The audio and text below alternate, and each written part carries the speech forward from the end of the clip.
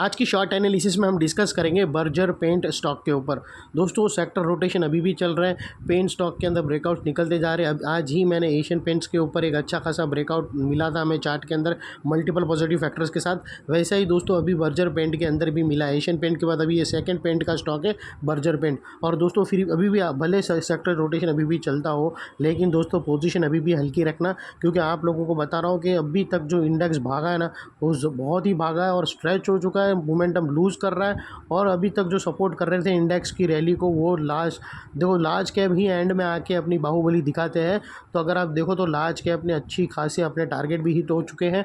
और दोस्तों large cap की ये जो लास्ट रैली थी वो भी कहीं ना कहीं एंड होने पे है। अगर आप देखो तो HDFC बैंक टारगेट हिट होकर एकदम नीचे आ गया दोस्तों।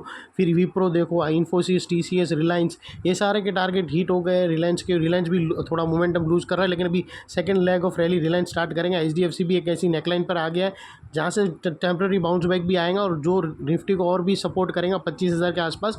लेकिन 25,000 के नियर बाई ही 25,200 के 400 के आसपास टॉप बनने की पूरी आशंका है।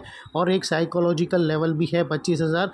तो दोस्तों संभाल के पोजीशन हल्की रखना। अगर टाइम वाइज करेक्शन आया तो कोई प्रॉब्लम नहीं है दोस्तों, वो गिरावट होगी, कुछ स्टॉक ऊपर रहेंगे, कुछ स्टॉक नीचे रहेंगे और अल्टीमेटली सपोर्ट करेंगे निफ्टी को और आगे निकल जाएगा। लेकिन एक रेंज के अंदर निकलता रहे बना रहेगा।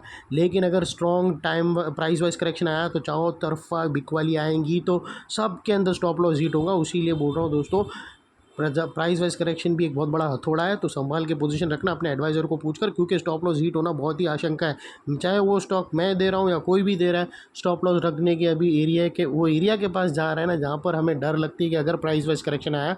और दोस्तों स्मॉल कैप मिड कैप में तो ज़बरदस्त आती है, तो वो लिहाज से आप लोगों को सिर्फ अलर्ट कर रहा हूँ कि पोजीशन जल्दी संभाल कर रखना। चलिए हम जाते सीधा चार्ट के ऊपर। तो दोस्तों अभी ये सेकेंड पेंट का स्टॉक है। और दोस्तों आप लोगों को बता दूं कि ये स्टॉक मार्च 2024 से करेक्शन के अंदर चल रहा है। मोटा मोटी देखो तो दोस्तों इसने 4 महीने यानी पूरा एक क्वार्टर करेक्शन के अंदर बिता दिया। और करेक्शन में भी दोस्तों इसने 80% सिर्फ और सिर्फ प्राइस वाइज करेक्शन किया है, जहां पर स्टॉक बहुत ही डाउन साइड स्ट्रेट आया है। और सेकेंडली दोस्तों इसने 25% इसने टाइम वाइज करेक्शन दिया है, जहां पर स्टॉक एंड में एक स्ट्रॉन्ग बेस बनाया, साइडवे गया, कंसोलिडेशन किया और अल्टीमेटली वो बेस को ब्रेकआउट किया है। और फिलहाल अभी आप स्टॉक को देखो तो दोस्तों मल्टीपल पॉजिटिव फैक्टर्स एक साथ ब्रेकआउट हुए। ये स्टॉक के अंदर दोस्तों एक downward sloping channel, parallel channel थी जो एक स्ट्रॉन्ग रेजिस्टेंस का काम कर रही थी। अल्टीमेटली स्टॉक ने उसको ब्रेकआउट किया है।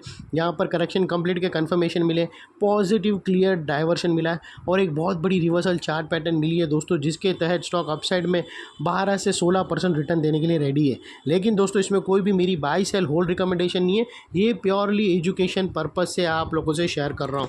फ्रेंड्स आप लोग देख सकते हो कि ये वो टॉप एरिया था जहाँ से करेक्शन का आगाज़ था और यहाँ से दोस्तों ऐसी एक डाउनवर्ड स्लोपिंग पैरेलल चैनल बनी।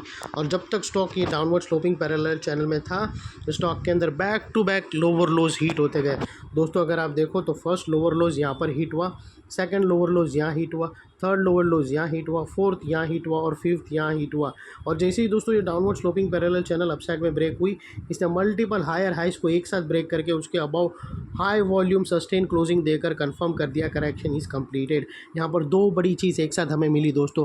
पहले तो इसने डाउनवर्ड स्लोपिंग पैरेलल चैनल को अपसाइड में ब्रेक किया, जिसके वजह से जो कंटिन्यू डाउनसाइड गिरावट आ रही थी स्टॉक के अंदर, वो अल्टीमेटली स्टॉप हो गई। और सेकेंडली इसके अंदर जो बैक टू बैक सीक्वेंस बन रहे थे लोअर लोज के, वो भी स्टॉप हो गए और उसके अगेंस्ट में फर्स्ट हायर हाइज रजिस्टर्ड हुआ, जो हमें कंफर्म करता है कि स्टॉक के अंदर करेक्शन कंप्लीटेड, यहाँ पर बॉटम लग गई। जब तक कोई नया लोअर लोज हिट ना होता है, हम मानकर चलेंगे कि स्टॉक इज बॉटम आउट यहाँ और अप साइड में ट्रेंडिंग का पहला कदम रख चुका है। और दोस्तों सेकेंडली देख लेते हैं डाइवर्शन का पार्ट। तो दोस्तों यहाँ पर क्लियर पॉजिटिव डाइवर्शन मिला है, no hidden divergence, clear divergence. और यही जितना डाइवर्शन क्लियर डाइवर्शन रहता है उस स्टॉक के अंदर, उतना ही अच्छा खासा अपसाइड मोमेंटम आता है। फ्रेंड्स अगर जो इसके लास्ट लोअर लोज देखो तो ये डाउन साइड में टिल्ट हुए, और वही अगर आप RSI के लास्ट लोअर स्विंग देखो तो वो अपसाइड में टिल्ट हुए फ्रेंड्स। और यहाँ से ब्रेकआउट होकर पॉजिटिव डाइवर्शन ने ब्रेकआउट किया है, जो स्टॉक के अंदर एक अपसाइड मोमेंटम पंप करेगा फ्रेंड्स। और सेकेंडली दोस्तों बात कर लेते हैं रिवर्सल चार्ट पैटर्न की। तो दोस्तों बेहतरीन रिवर्सल चार्ट पैटर्न मिली है, और वो जो रिवर्सल चार्ट पैटर्न है फ्रेंड्स, अगर आप देखो तो हमें ट्रायंगुलर चार्ट पैटर्न मिली है।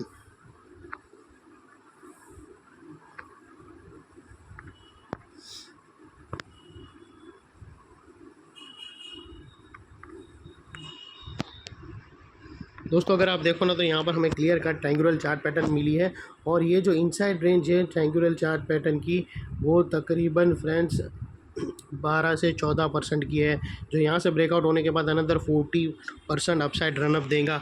और वो लिहाज से अगर आप स्टॉक का भी नेक्स्ट टारगेट देखो तो वो तकरीबन 600 के आसपास आता है फ्रेंड्स।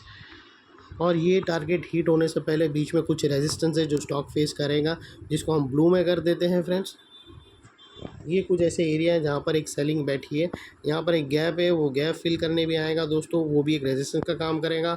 और यहाँ पर भी एक रेजिस्टेंस है जो स्टॉक ने ऑलरेडी फेस तो कर चुका है, लेकिन उसके अबाव क्लोजिंग चाहिए, इसके अबाव क्लोजिंग अनिवार्य है। और दोस्तों अगर आपको स्टॉप लॉस रखना चाहो तो यहाँ पर प्राय जो फर्स्ट ब्रेकआउट कैंडल है उसके लो के पास रख सकते हो, और वहाँ पर ये एग्जैक्टली लोअर स्विंग भी है, तो परफेक्टली बैठता है ये स्टॉप लॉस अब, लेकिन अपने एडवाइज़र को पूछकर। और दोस्तों इनकेस अगर आपकी पोजीशन ये जो ब्रेकआउट कैंडल के क्लोजिंग के आसपास बनती है तो वो लिहाज से अगर रिस्क टू रिवॉर्ड रेशियो देखो तो कितना ज़बरदस्त रिस्क टू रिवॉर्ड रेशियो है दोस्तों। ये देखो एशियन बर्जर पेंट जैसे स्टॉक में दोस्तों ये 1:3 या 1:2 से मोर देन 1:2 का रिस्क टू रिवॉर्ड रेशियो है, जो बहुत ही बेहतरीन है। लेकिन दोस्तों मैं अंधाधुनी पोजीशन नहीं लेना, भले सब कुछ बेहतर मिलो लेकिन जो एरिया पे हम खड़े हैं ना वहाँ पर स्ट्रॉन्ग बाइंग का एरिया बिल्कुल भी नहीं है। हाँ अगर स्टॉक प्राइस वाइज करेक्शन देता है और वो टाइम पे तुम्हारे पास कैश इन हैंड है और बॉटम से जब घूमेगा तब दबा के माल लेने का, लेकिन अभी हम बहुत बड़े टॉप पे है दोस्तों, तो थोड़ा वेट कर लेना। और करेक्शन भी ज़रूरी है दोस्तों, जब करेक्शन नहीं आएगा तब कितना स्ट्रेच होगा, फिर 6 महीने तो और हम अपसाइड लेकर गए भी, और 6 महीने ऊपर थोड़ी जाएगा। अगर जाएगा भी तो यहाँ से करेक्शन ज़रूरी है, जा भी सकता है, ऐसा नहीं है स्टॉक मार्केट है पूरा साल भी 2-2 3-3 साल भी अपसाइड रहता है। लेकिन दोस्तों अगर डाउन साइड रहेगा तो वो रैली और भी सस्टेन होगी और भी हम आगे अच्छी खासी अर्निंग कर सकते हैं जिस कदर हमने पिछले 6 महीने में करी।